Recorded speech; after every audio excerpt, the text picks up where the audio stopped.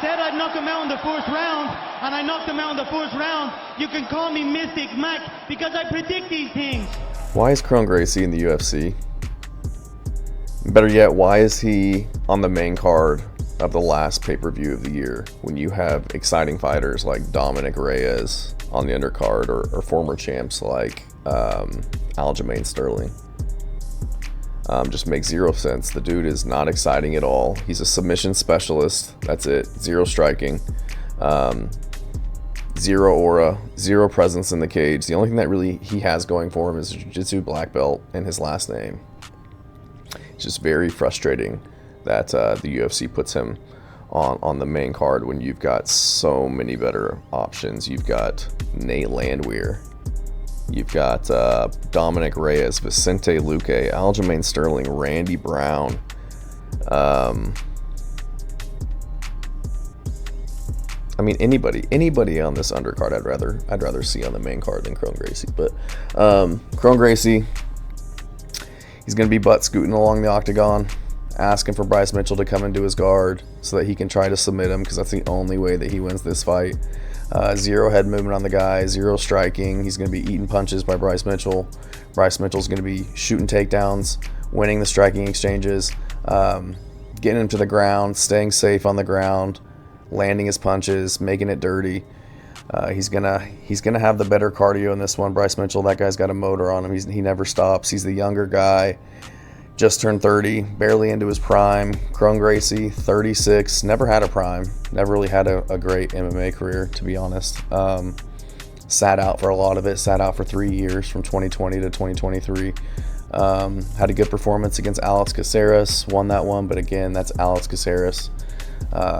Decent fighter, but not a world beater. Gets beat up by Cub Swanson. Cub Swanson just pieces him up on the feet, beating up his body. Charles Jourdain just absolutely embarrassed him. Kron Gracie looked like he'd never taken a striking class in his life in that fight. So Charles Jourdain even got him to the ground, was defensively sound there, got him back up to the feet, just beating him up, all around embarrassing. Kron Gracie had no options in that fight other than to butt scoot across the octagon, just embarrassing himself. Like, I would have more respect for Kron Gracie if he was just at least willing to engage in the striking department. Like, you'll see guys who, they can't get their takedowns.